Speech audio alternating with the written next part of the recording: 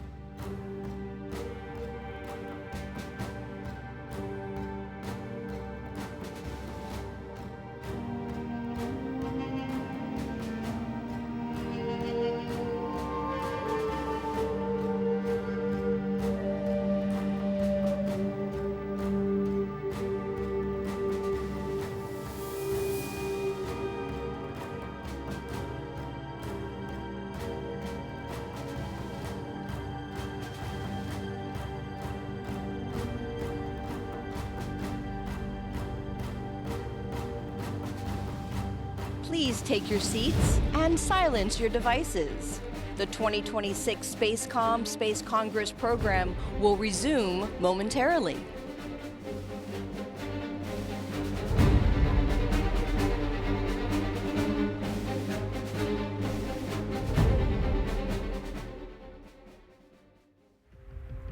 For 13.8 billion years, the universe remained beyond our reach. For nearly 300,000 years, humanity wondered what lay beyond our world, tracking the stars, mapping the skies, and imagining a future we could not yet touch. We observed, we hypothesized, we began to understand the universe beyond our world. Then, within a single lifetime, we crossed a threshold, from looking up to moving outward, from exploration to industry. In just the last 100 years, access to space began reshaping life on Earth.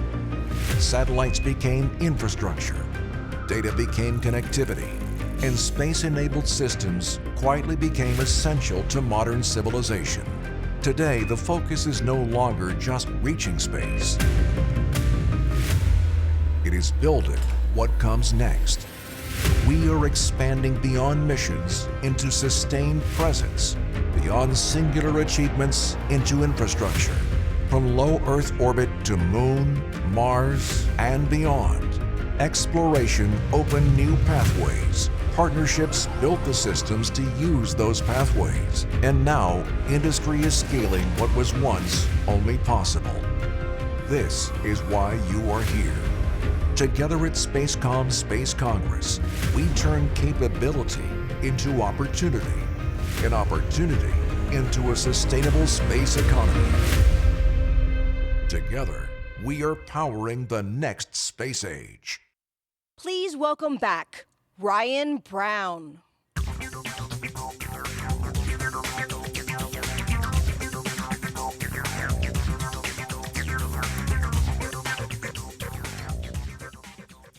We're so proud of that video, y'all. We're going to make you watch it like 5 more times today. Good afternoon. Welcome back. As we close out SpaceCom this year, I want to end with a perspective that connects everything that we've talked about this week: technology, policy, capital, and execution. but from a place that often gets overlooked. Because as space becomes more integrated into daily life, national security, and the global economy, success is no longer driven by engineering alone. It's also driven by understanding, trust, and alignment across institutions and with the public. That's the lens our closing keynote brings today. Camille Bergen is the founder and CEO of Modulate and an aerospace engineer turned technical storyteller. She works across the space ecosystem with the US Space Force, aerospace primes, venture-backed startups, and nonprofits, helping translate complex space technologies into market momentum, policy relevance, and public trust. Many of you also know Camille as the Galactic Gal, where she engages a global audience of nearly 1 million people by making space technology business and policy accessible, without oversimplifying what matters. Before founding Modulate, Camille helped build the foundational marketing team at VAST, led advanced programs business development at Orbit Fab, and supported engineering and business development efforts at Lockheed Martin Space. Her experience spans satellite infrastructure and servicing, lunar development, human spaceflight, and national security, giving her a rare view of both how space technologies are built and how they're understood beyond this room. In her closing keynote, The Missing Link Between Space and Earth, Camille will explore why strategic storytelling has become a form of critical infrastructure, essential for aligning capital, industry, government, and the public around technologies designed to deliver long-term impact and security. As we wrap up SpaceCom Space Congress today, this is a fitting place to end, not by looking only at what we build, but at how we bring others along with us. Please join me in welcoming Camille Bergen to the stage.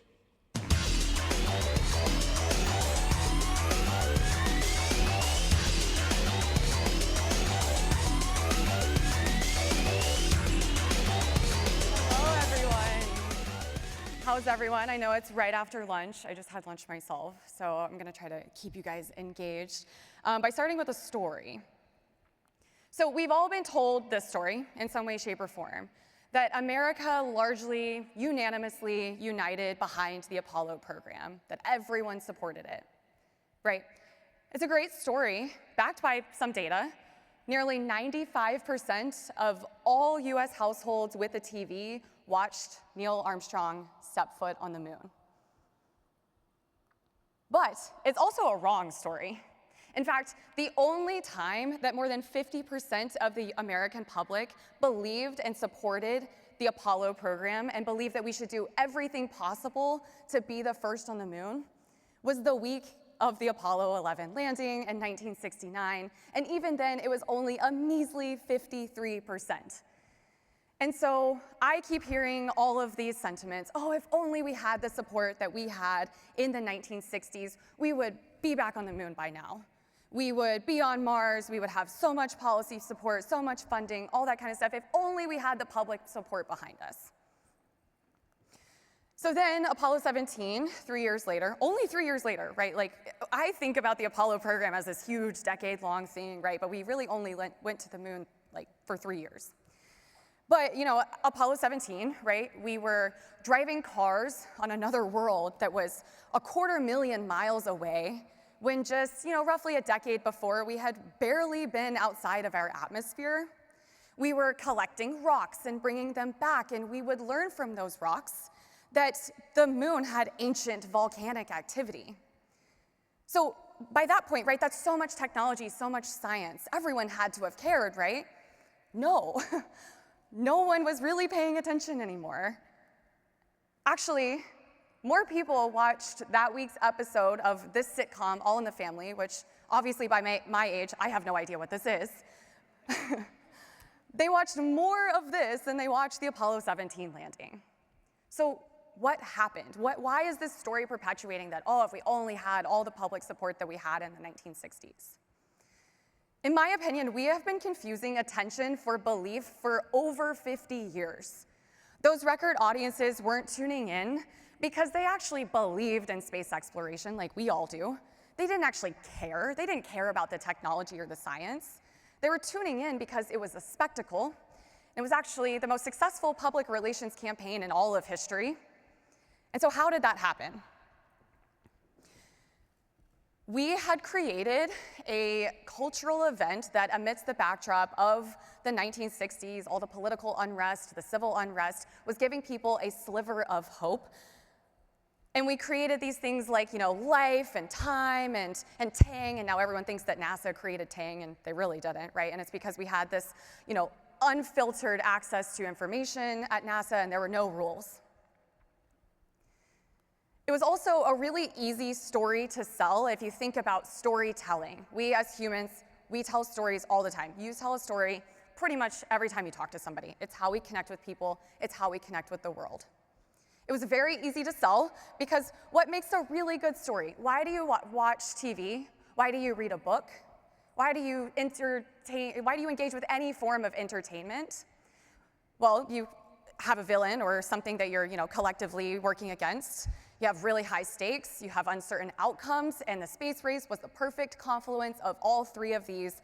But also, it was played out in the real life cosmos, something that has been captivating human imagination for millennia. And sci-fi was rising in popularity at the exact same time. And so now imagine reading your favorite book and feeling like you're a part of it because it's actually happening in real life. I'd like to think about our storytelling problem, our communications, our PR problem in this industry by thinking about it like a series, a book series. The early days, Mercury, Gemini, Apollo, those are book one, right? And it's a great story. But why do you keep buying the books in your favorite series? It's not the plot of book one. It's the world that is built underneath it. It is what keeps you coming back. You're engaging with it. It's the series-long narrative that just captivates your mind, and you're like, tell me more, tell me more, tell me more. And so once the plot of book one ended, we landed on the moon. We won that space race, right? It's a race. We won it. Okay, moving on to the next thing, right? We planted our flag. And then as you can see in NASA funding, that dropped immediately because people stopped caring. And we lacked the narrative foundation to carry us through books 2 and 3 and 4 and beyond, which really sucks, quite frankly, because those are the books that we all know are even better, right? We build space planes, we build space stations that eventually lead to better water purification systems, earlier breast cancer detection. We put up tons of satellites that help us explore and connect and understand our world in ways previously unimaginable. We explore strange new worlds, not to leave our planet behind, but to help us understand and take better care of our own home. In one of the books, we join forces with book one's villain, and everyone loves a good enemies to friends story, right? And in our current book, we have reusable rockets that are taking us to the stars, again, in previously unimaginable ways. It's making access to space much cheaper, much more accessible to everyone. We're 3D printing organs and human tissues in space that has the potential to completely eliminate transplant lists forever.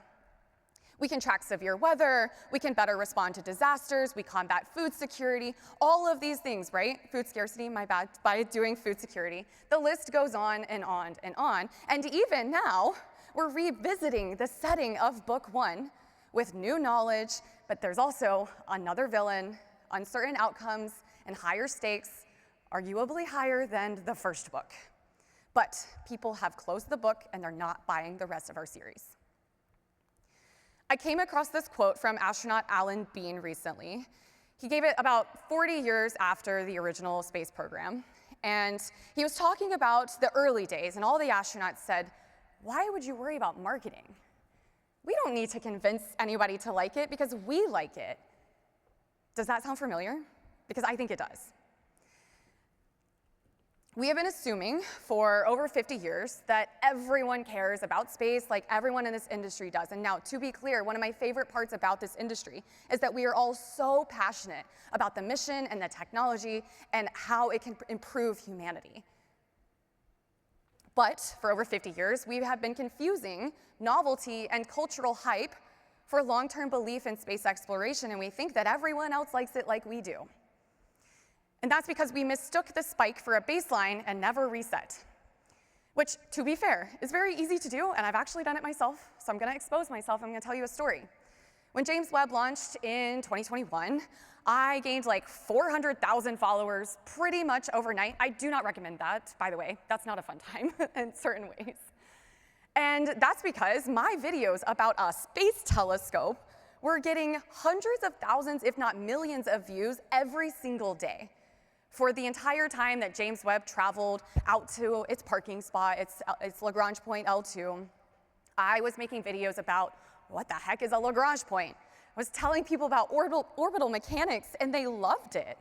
I was talking about why is it gold, and how much gold is on there, and how did we build it, and how does it work to see back into the universe and answer these most pressing questions.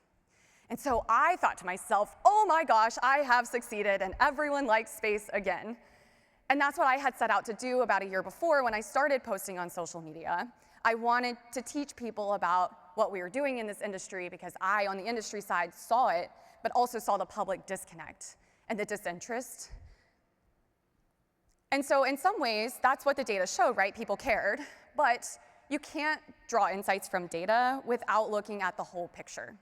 And so to paint the stage of 2021, I know a lot of us have trauma blocked that out, but number one is COVID, right? It was about, almost 2 years into everyone being at home, bored out of their mind. TikTok was revolutionizing, and I, as a marketing person, hate to use that word, but in this case, I really do think that it applies. They were revolutionizing access to information and media. People were eating up educational short-form videos for the first time like they were candy, and I was the space candy shop. The third piece of the pie is that James Webb was very, very controversial. And if we go back to the narrative elements that I talked about with the villain and the high stakes, uncertain outcomes, we had all of that here too, to a certain extent. And quite honestly, we kind of wrote the headlines for them. We had this $10 billion telescope. You tack on billion, that's instantly controversial. We had, it was 30 years, right, in the making, delays and delays and delays, which our industry is notorious for. It's also gorgeous, right? Scroll stopping, which aesthetics really matter in the social media day and age.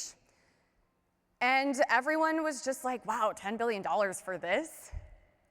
But again, that attention does not equal belief. The attention was, it's kind of controversial, but also it's kind of cool, and it kind of looks really pretty. And I am just at home bored on my phone, so I guess I'm gonna watch this. And so, as we do in this industry, we build really amazing technology that works. And so, of course, the deployment sequence was flawless, but going back to my narrative elements, the narrative tension was resolved. And so, people stopped paying attention. And so when I thought that I was gonna get hundreds of thousands, millions of views on space technology, talking about orbital mechanics all day long, it's just not what happened. And so to convince people to stay on the journey with me, with my mission of helping people understand space technology and how it impacts their life every single day, all the things that you and I, everyone in this room knows, I had to fundamentally change how I was communicating to everyone on the internet. The novelty wore off. I had to reframe the content. Instead of leading with the technical, I had to lead with why it mattered. Humans are very selfish creatures. If you tell them why they should care about something in a very engaging way, through ways I'm going to explain here in a little bit, they will start to learn, they will start to understand, and then they will start to support what you're doing, and you, as a founder or whoever you are in this industry. Now, of course, I do sprinkle the technology back in, the policy, of course, because I want more people to come into this industry. That's the whole point of educating the public, right? But again, leading with why, not leading with what we're building, which was really great timing because just a couple of months before James Webb launched, of course, the billionaire space race started, and that is not something that the public likes at all. And everyone was thinking, this decades-old critique, which is exactly what they thought in the 60s, all those 50% or more that did not agree with Apollo. They thought, why would we spend money on space? We have problems to fix here on Earth. How many of you have heard that over and over and over, right? Aren't you just going on a joyride and leaving us all behind? And though you may think, sitting here working in the industry, that this only applies to the very loud billionaires, that are public-facing in our industry, that's just not the case, and that is what the public thinks of our industry, largely to this day. And I think that this narrative has stuck so long because we're still telling our story like we did in the 1960s. So how did we tell our story back then? How did we create the most successful public relations campaign of all time? We actually didn't create it. It was the press. So NASA did not shape what was being sent out to the press. They didn't have this master plan to convince people that Apollo was worth it and that we need to do everything possible to beat the Soviets to the moon. They said, press, all 3,000 of you sitting in our offices with us, which was a whole nother story because broadcasting was becoming a thing at the time, which is another reason why the press is not really on our side anymore. They said, here's all this technical information, have fun. And so Walter Cronkite literally had to learn the mechanics of spaceflight and then translate that into language that the public understood and that other people like Time magazine, or Life magazine and Time actually, Tang, Omega, like all these people who wanted to capitalize on the moon race. And so that worked, but only until Neil and Buzz landed on the moon. Because what was once an epic adventure, right? We love adventures, we're talking about narrative storytelling, that's why you read books, that's why you watch movies and TV. We had this epic adventure, and then it turned into geology field trips, which rocked to us science fans, but it no longer captured the attention of broadcasters, the public, Congress, or anyone really without a deeply rooted passion for the technicalities of space exploration. So while there is a time and a place for all of us to geek out about the technology, I do it all the time, when we focus too much on what we're building and we lose the underlying thread of why we're building it, we sever the connection to the people that we're building it for.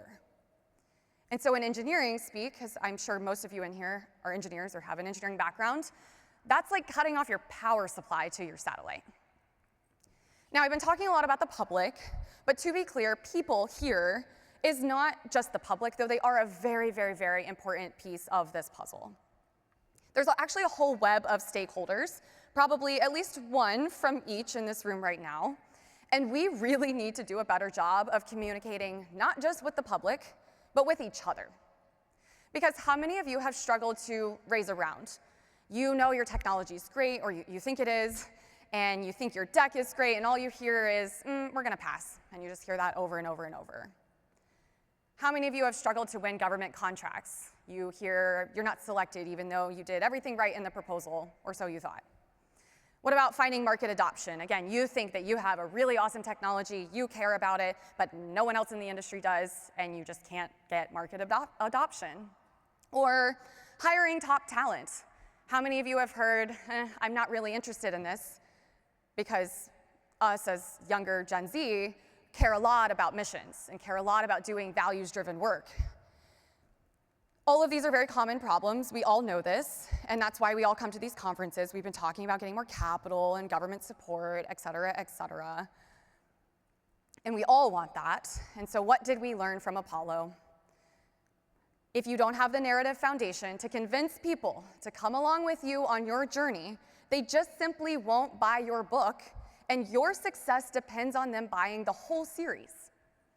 And so here's how technical storytellers like myself build this crucial narrative foundation to secure funding, contracts, talent pipelines, public support, political support, the list goes on, all of the things that you need to get your technology off the ground. And in this industry, obviously, we mean that literally. All right, so step one is you need to start with a deep understanding of your audience. You need to ask yourself these questions. Who are you talking to? Who are you trying to influence? What do they care about? Remember, humans are selfish creatures. How do you connect with people? You find something in common, that's what you do. What is their why? Why should they care about space exploration? The government is going to care about space exploration and space technology differently than why the public is going to care about it. And so if you're talking to the government like you would talk to the public or vice versa, you're going to have that disconnect. And ultimately, what do you want them to do? What do you want support? What kind of support do you want from them? Now, these questions, they may seem trivial, but you would be surprised how often they are very, very much overlooked or only looked at very surface level. But everything else that comes next depends on these answers. You have to build really, really detailed audience personas. So I'm going to throw out a freebie to the answer, who am I talking to? The answer is all of these all at once, but not equally weighted, of course, right? You have limited resources, limited time, limited money, et cetera. And so the prioritization of who you're talking to at any given time, how much you're talking to them, that shifts depending on your company's goals. So for example, if you are raising a fundraising round, you might move some resources from the talent bucket because you need to raise money first in order to hire talent, right? But if you move all of your resources, you move all your eggs out of the talent basket and into fundraising, now you close a $30 million round, and now you suddenly need to ramp up very quickly, which requires talent. If you've forgotten to engage your talent pipeline, or you don't have a talent pipeline, it's going to be very difficult to ramp up. That's just an example. And you can't ignore the public ever. The common sentiment in our industry, I fear, is that, oh, that's NASA's job. NASA does public relations, not me as a company. I have too much other things to be focusing on. And I don't even know what that means. I don't know how to do that. Why would the public care about my, satellite dispenser, for example? But it actually is the most important of them all because, as I think we do all inherently understand, the public influences so much. They influence investment trends over time, congressional votes, of course. They also influence talent pipelines, of course. It's a flywheel, and you have to keep talking to the public. If you want to IPO ever, you need to get them engaged way before you actually start thinking about IPOing. And so some percentage of the communications at any given time needs to be for the public. But again, how much depends on where you are, your stage of the company, your growth, et cetera. Which leads me to the next step. How do you talk to them? So you have all of these different people, and if you're talking to the government like you would talk to the public or vice versa, you're not going to engage with them. It's like if you tried to, talk to your mom about space exploration on a very technical level, and she's not a technical person, she's not going to get it. And so everyone, all of these stakeholders, have different backgrounds, different beliefs, different interests, different things that make them tick, different whys. And quite frankly, we really suck at this in this industry because largely we think that everyone cares about the technology and the science like we do, or that everyone understands the technology and the science like we do. So going back to how NASA was communicating in the 1960s, they just said, here's all this unfiltered information, all this technical information, flight plans, all this kind of stuff. And I think we're still communicating like that. We say, here's all this technical information from my company about my hyperspectral imager. That's on you to figure out. But what we're forgetting is that the press was the translator back then, and we don't really have that anymore, which I'll get to in a second. And so in the absence of thousands of reporters translating for you, you're only going to reach technical backgrounds similar to yours, which excludes investors, Congress, the public, but also think about everyone in this room. We all have different technical backgrounds. We all do different things. We all spend our time on different things. And so even though I have an aerospace engineering degree, that doesn't mean that I remember everything I went to school for, because you lose that muscle memory over time, right? And so, for example, if somebody over here is building a hyperspectral imager, and they keep talking about all the technical stuff, and then somebody over here spends their time on lunar missions, you have that fundamental disconnect. And so you need to remember, where did you start when you first started learning about hyperspectral imagers? Or where did you start when you started learning about the moon missions? And you need to bridge the gap in the middle. And so you need to meet people where they're at. Not where you are at, not where you think they should be, but where they actually are. And the way that you do that is you build really deep audience personas. You understand, what does your audience understand, care about, what is their why? And then you use language based on those unique sets of experiences, beliefs, interests, whatever it may be, and you use that language to communicate. That's a lot of work, and it takes time. But that's the only way you're going to get somebody to understand or care about your hyperspectral imager. So, for example, I keep going back to hyperspectral. It's my most favorite example to use because what the heck does that mean? Unless you work on it, okay? Or unless you're like, what is that? And I Google it, and then you're like, oh, okay, I get it. But if I go to my mom, who is not technical by any means in the space industry, but she does have a technical data background, she's a data scientist, she doesn't understand the science and engineering of space, and I tell her that I'm building a hyperspectral imager today, and she's like, huh? And then her eyes gloss over. You know, you guys have probably had this experience at Thanksgiving, trying to tell people what you do. But if instead I tell her, hey, Mom, I'm working on preventing and monitoring forest fires and growing crops better with better satellite imagery, better satellite cameras. She's like, oh, okay, that makes sense. She doesn't need to know the technical information to be brought into our world. She needs to know what she cares about to be brought into our world. And we need to stop saying it's just rocket science. Now, if you show her a visual to communicate your hyperspectral imager, or better yet, don't show her a picture of the widget, of the technology. Show her a picture of the data that you're getting from that camera and the forest fires that you're helping prevent or put out. And so communications is not just written word, and I think we all inherently understand this. If you're scrolling on LinkedIn and it's just a text post, you're probably less likely to see it than if it's text plus an image. And if that image is really pretty and like James Webb and it stops your scroll, you're like, oh, let me read what this is about. And so as an example, my company Modulate, we work with a company called Starcatcher. They are building a power grid in space. And the reason for that is they want to give satellites more power, power in eclipse, higher concentrations of power. Their network collects diffuse sunlight in orbit, concentrates it, refines it, and then distributes it to client satellites with no retrofit required, just to their existing satellite, their solar panels. Did you get all that? Could you repeat that back to me? Do you understand what I'm saying? Probably not. Now let me show you. So here we have a render. If now I say, hey, they're building a power grid in space. They're collecting diffuse sunlight in Earth orbit, they're refining it, they're concentrating it, and then they're beaming it to existing clients' satellite solar panels. Now you understand it a little bit more, right? Because our brains associate concepts when we can associate them with visuals. It sticks more. Now, if you take it a step further, infographics are a really, really great way to explain your technical concepts to a bunch of different people. So now here you can see, and this is on their website, on their LinkedIn, if you want to go read it in more detail, but now we break down what I just said into its individual components. And so I'm saying, hey, Fresnel lenses, that's how we capture the sunlight. And actually, oh, by the way, to connect it even more, Fresnel lenses, what the heck is that? Well, what if I told you that they're what's on lighthouses to amplify light outwards, and they've been used for hundreds of years? So photos, videos, renders, infographics, animations, they're all very, very, very invaluable tools for communications with various different stakeholders. And for more reason than one. Because again, they not just teach, but they grab attention. And so this leads me to step 3. How do you reach your audience? And not only that, how do you keep them engaged? How do you keep their attention? And how do you turn that attention into belief? Because again, attention does not inherently equal belief. So this is made worse by the state of the world. And I think, again, we all kind of inherently understand and are interacting with this on a daily basis. But to put it clearly, we live in a very, very noisy world. There's information everywhere. AI promises to make sense of that information, but quite frankly, right now, it's just adding fuel to the fire. And who knows when that's going to get better, if ever. Algorithms everywhere, whether that's your news algorithm or your social media algorithm.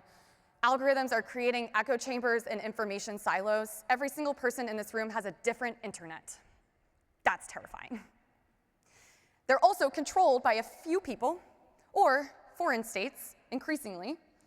And nearly every topic nowadays seems polarized because it kind of is, because that's what they're engineering. That is what they are trying to do. They are creating controversy. They're creating conflict, rage bait, all these bad, negative things that get clicks. And that's how the media companies make money. And now add to all of that, if that's not enough, distrust of science and technology is at an all-time high. And I really kind of think that space is making that worse. because we have these very expensive, very public, very big explosions, or we have all these space companies who are claiming to be the next SpaceX, and everyone thinks that, but almost none of them are. And they are telling a story, which is great. That's how, in some ways, you get investment. But if you don't have anything underneath it, then eventually your investment will go away, and then you've burned that investor, or you didn't really, do what you were supposed to do on that government contract, and now you've burned them. And then that makes it worse for all of us. And so to grab someone's attention, you have to engineer signals that stand out above this noise. You have to increase your signal-to-noise ratio. And that means you have to transmit the right message at the right time to the right people, just like any other communications that we have via radio. I know we don't really use that anymore, but any sort of communication channel. You tune the frequency, you tune the phase to resonate with them at the right time. And channels does not just mean social media. In fact, that is but one tiny lever to pull. It can be bigger depending on your goals, of course. But channels can be digital, whether that's social media, press, videos, et cetera, your website. They can be print, brochures, magazines, newspapers. Some people still do get newspapers, not me though. Or face-to-face channels, right? So this conference, you come here to get your message out. You come here to connect with your stakeholders. And even this keynote is a channel for which my story can come out. And so maybe for you, your own keynote or a panel or a podcast is the channel that you need to be communicating through to your audience. And effective strategies are the ones that consider all of them, all channels holistically, and strategically map which levers to pull at what time and to what extent. So going back to this, right, attention does not equal belief. But again, how do you turn that attention into belief? This is what people forget, or they drop the ball on. So for example, let's say you raise a big round. You raise $30 million, you get a nice payload exclusive, or Bloomberg, or CNBC, and you get a lot of attention, you gain some followers, you get some job applicants, but then you stop transmitting the signal because you think, okay, that's it, I'm done, bye. Well, over time, you're gonna forget about me, because again, everyone is transmitting a signal all the time, and so if you're not transmitting your signal, you will be out of sight and out of mind. And so marketing communications is not okay, let me do this one time and then I'm gonna walk off the stage.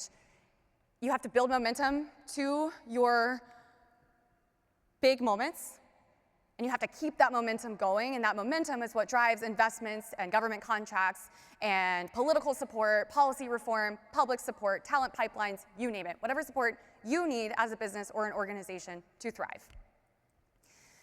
You also need to build trust with your audience. So now we've sort of tried to turn it into belief, but again, you need to keep going. You need to keep transmitting your signal.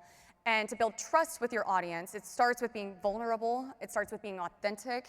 And especially in this day and age with AI, I cannot tell you how done I am with LinkedIn right now, because everything is so clearly AI written. Everyone's just asking ChatGPT or Claude, what do I post today? And I'm so over it, because it's all the same thing and there's no human voice anymore. It seems to be that there's no human thought when it comes to marketing and communications. And everyone, again, thinks that social media is the thing, like that's what you need to be doing. And in some ways, yes, but in other ways, no.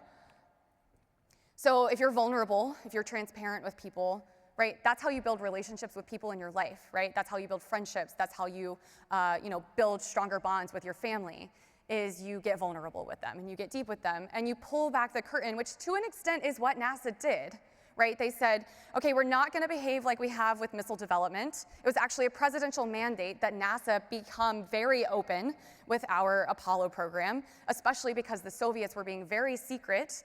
And right, we wanted to differentiate ourselves from that type of life and way of being. Another way is to leverage individual voices, again, like that human connection. So, you can post, and you should be posting, for example, on your brand social media, of course, right? But leverage your founders. They have voices. And in fact, if you are an early stage company, you're getting invested in because of your founder, not your technology. And so if you use your founders' voices, if you use your other leadership voices, if you use engineers or other people at your company to get the word out in other ways, people trust people more than they trust institutions, increasingly so. So always remember the why at the end of the day when you were talking about humans, right? Same kind of thing, you're going and you're trying to engage with a friend, and you want to talk to them about something, you have to find a common ground, and that's how you build a relationship with them. And the messages need to be consistent, they need to be persistent, and they need to be relevant. So I will leave you with two more thoughts. The first being that storytelling is the bedrock of marketing. It is the foundation on which everything else is built. It is the foundation on which you are able to build successful technology that gets off the ground. And again, in this industry, I mean that literally. Stories are how we connect with each other, and it's how we connect with technology. So even though technology, science, all this kind of stuff has entered the room, we still need to tell stories like we've been telling them for millennia. It is truly a tale as old as time. That's what humans crave, stories. Storyteller jobs have skyrocketed because big tech giants, Microsoft, Google, et cetera, are starting to understand that in this world, it's content marketing, it's communications, and it's transmitting that signal over and over and over and making sure that your signal always reaches out above the noise. So in the last year alone, the job titles with storyteller in them on LinkedIn doubled. And if you go back to this quote from Steve Jobs, which I think he was the best storyteller in technology that we've had in so long, the most powerful people in the world are storytellers. And so you need to build that into whatever you're doing, whether you're building a company or an organization. It needs to be the bedrock. You wouldn't build a satellite without a solar panel or some other power source. You wouldn't build it without a way to communicate back to the ground. Marketing needs to be a subsystem of your technology. Communications, technical storytelling needs to be invested in from the very beginning. Even when you're building a startup, what is the first thing you do after you're like, I have this idea? You translate that into a story that you need to sell to investors or to customers if you're bootstrapping. Those who don't treat marketing like an afterthought are the ones who win. We see that with Apple. Apple is really, really, really great at marketing. They didn't have the best technology back in the day, but they had the best marketing, and look where they're at now. Marketing, again, is not just posting on social media. It's strategic. It is an art, and it is an ongoing practice that requires people and time and investment. But if you do it right, if you invest in it from the very beginning, you will see more investment. You will see government contracts. You will see political support and political reform, and you will see talent pipelines grow and public attention of your company and public support. Because again, attention does not equal support. But if you build trust with them, it turns into support.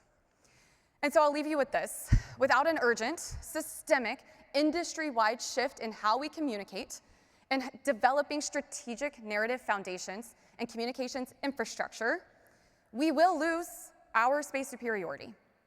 Not because we couldn't figure out how to land something on the moon again. We always figure it out. We built a $10 billion telescope that went through 344 harrowing single points of failure, and it worked. And now it gives us these beautiful images. We will figure it out. We always do. But we will lose our space superiority, not because of that, but because we failed again to give people a reason to care. Thank you.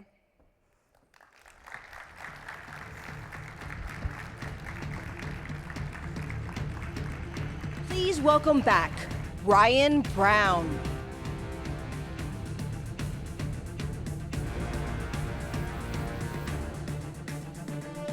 Wow, thank you, Camille. What a great presentation. What a great message at this moment. As we bring Commercial Space Week to a close, I want to take a moment to reflect on what this week has really been about. When we opened SpaceCom Space Congress, I said this wasn't a conference about imagining a distant future. It was about the space economy that already exists and the one being built right now. After a full week together, that reality is unmistakable. Across the GSA Spaceport Summit, the Space Mobility Conference, and SpaceCom Space Congress, we didn't just talk about space's exploration, or even as an industry. We talked about space's infrastructure, something economies, governments, and societies increasingly depend upon. We talked about space as a commercial domain, where supply chains are forming, workforces are growing, and integration with terrestrial markets is accelerating. And we talked honestly about space's strategic ground, where resilience, sustainment, and freedom of action are essential. What stood out to me most wasn't any single announcement or mission milestone. It was how clearly the conversation has matured. In many ways, this moment in space feels a lot like early commercial aviation, and we use that example a lot. Really like any early market in development. For years, aviation was defined by remarkable flights and singular achievements. Those feats proved what was possible. But aviation didn't truly transform the economy until flying became more reliable, more affordable, and scalable enough to support regular, sustained operations. Space is entering that same phase now. The next space age will not be defined by a single program, a single launch, or a single moment of exploration. It will be defined by steady progress, by the ability to scale systems, integrate capabilities, develop talent, and build economic activity that endures over time. At the Space Mobility Conference, we spent time on what it means to maneuver, sustain, reinforce, and reconstitute capability in a domain where physics, time, and distance fundamentally change how operations work. We talked about logistics not as a support function, but as an enabler, the difference between capability that exists on paper and capability that can actually be employed and sustained. Here at SpaceCom Space Congress, that conversation widened. We looked at how commercial innovation, government demand, capital, and execution intersect, not episodically, but continuously. Again and again, the same reality surfaced. Progress doesn't happen in isolation. It happens when systems align, when government articulates long-term needs instead of one-off requirements, when industry builds platforms of supply chains that can scale, when capital supports growth with patience and discipline, and when the workforce, engineers, operators, policymakers, and builders, is developed alongside the technology itself. That kind of alignment is what turns exploration into enterprise and ambition into durable capability. One of the clearest signals this week is that the space community is no longer focused only on getting to orbit or proving what's possible. The focus has shifted to operating continuously, integrating with the global economy, and building institutions and systems that last. That shift matters because space systems are no longer isolated achievements. They are increasingly woven into communications networks, transportation systems, financial markets, energy infrastructure, and national security architectures here on Earth. Their value and their impact depends on how well they are integrated, maintained, and grown over time. That's why we created our second stage initiative. This year we highlighted 4 sectors: manufacturing for space, space mining, humans to Mars, and AI in and for space, as examples of how space connects to adjacent industries and emerging markets. In 2026, we'll expand those spotlights into new segments, continuing to open doors between the space economy and the broader commercial world, which brings me back to our theme this year, powering the next space age. It isn't about waiting for a future breakthrough.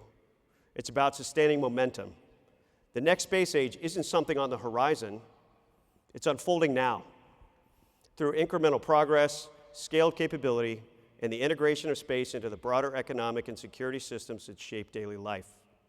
That's why Commercial Space Week matters. Not because it tries to answer every question, we can't, but because it brings the right parts of the ecosystem together year after year to focus on scale, integration, and execution as the enterprise matures. As we look ahead to next year, my hope is simple, that we continue to use this forum to sharpen the conversation, to be honest about what it takes to grow responsibly, and to stay focused on building systems, technical, organizational, and economic, that can endure.